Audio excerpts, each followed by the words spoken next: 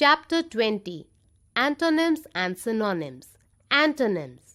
A typical frog has tiny teeth, a wide mouth, a narrow body, and long legs. It may look weak in appearance, but its mouth is large. It can swallow its prey in one go. The frog's legs are strong, as it needs to leap every now and then. The frog's short padded front legs absorb the shock of land. It should be noted that the frog is neckless. It goes through various changes in its journey to adulthood, from an egg to a tadpole to a frog. Did you notice the following words and the way they are used in the passage? Tiny, large, long, short, wide, narrow, weak, strong. Let us take a closer look at these sets of words. These are words that are opposite in meaning to each other. These are called antonyms or opposites. Using them in relation to each other brings out the difference in meaning. For example, rough, smooth. The bark of the old tree was rough. The paint glided over the smooth surface of the wall. In the given sentence, rough and smooth refers to the texture of particular things, highlighting the contrast because of the opposite meanings. Such words are examples of antonyms. Formation of antonyms. Antonyms are formed by adding prefixes and suffixes. A. By using prefix. Adding il. 1. The car was parked illegally. 2. One can never solve problems by illogical reasoning. 3. Even though the government is making efforts to educate people, there are still a large number of people who are illiterate in our country. Adding ir. 1. An irresponsible attitude creates problems. 2. The bell rang after irregular intervals. 3. The accident caused irreparable damage to the car. B. By using suffix. 1.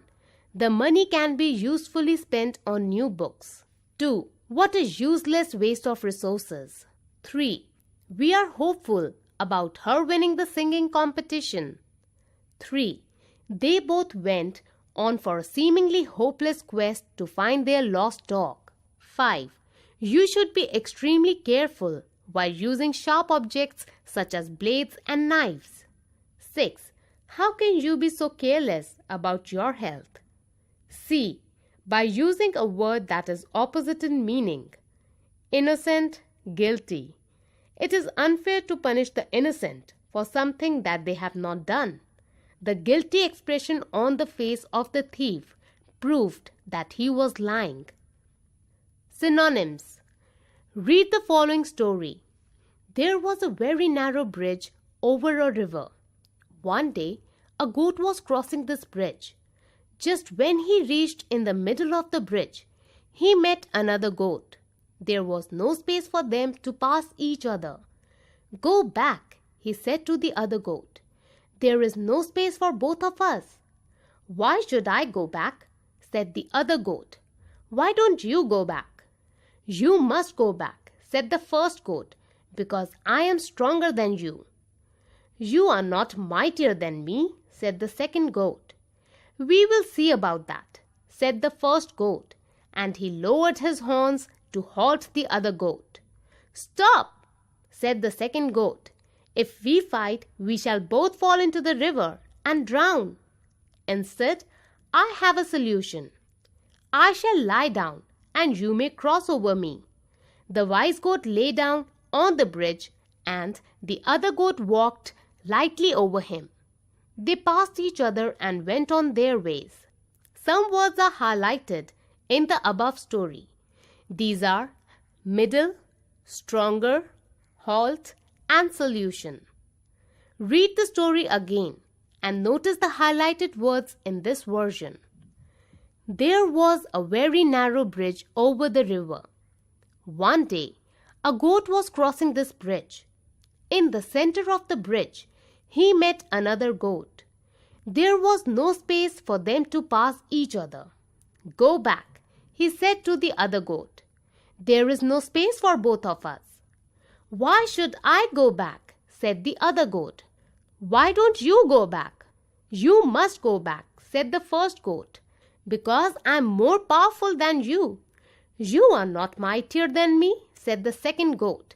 We will see about that, said the first goat, and he lowered his horns to stop the other goat. Stop, said the second goat. If we fight, we shall both fall into the river and drown. And said, I have an answer to the problem. I shall lie down and you may cross over me. The wise goat lay down on the bridge and the other goat walked lightly over him. They passed each other and went on their ways. Did you notice the change? We replaced the words in bold of the first passage with words of nearly the same meaning we replaced. Solution with answer. Middle with center. Stronger with powerful. Halt with stop. You will notice that words in the first passage mean the same as the colored words of the second passage. Such words are called synonyms. In other words, a word that has the same or a nearly similar meaning to that of other word is called a synonym. For example, 1. Members of the public joined in contributing for a social cause. Read the sentence again. Members of the public united to contribute for a social cause. Did you notice that joined was replaced by united, as it conveyed the same meaning? 2. Living in the city is more expensive than living in a village. We can replace expensive with its synonym costly. Read the sentence again.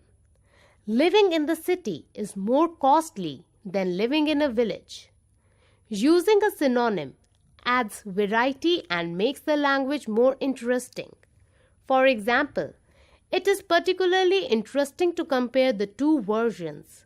We can rewrite the sentence as, it is particularly fascinating to compare the two versions. Read the given paragraph. Mrs. and Mr. Srivastava purchased a house far from the center of the city. Luckily for them, the location was good and even their neighbors were supportive and understanding. The calm atmosphere was a relief from their last locality, which was very crowded. We can also write this paragraph as, Mrs. and Mr. Srivastava bought a house distant from the heart of the city. Fortunately for them, the location was good and even their neighbors were supportive and understanding. The peaceful atmosphere was a relief from their last locality, which was overpopulated. In other words, we can use synonyms to say the same thing in a different way. They can be used to avoid repetitions of the same word in paragraphs, stories, and conversations.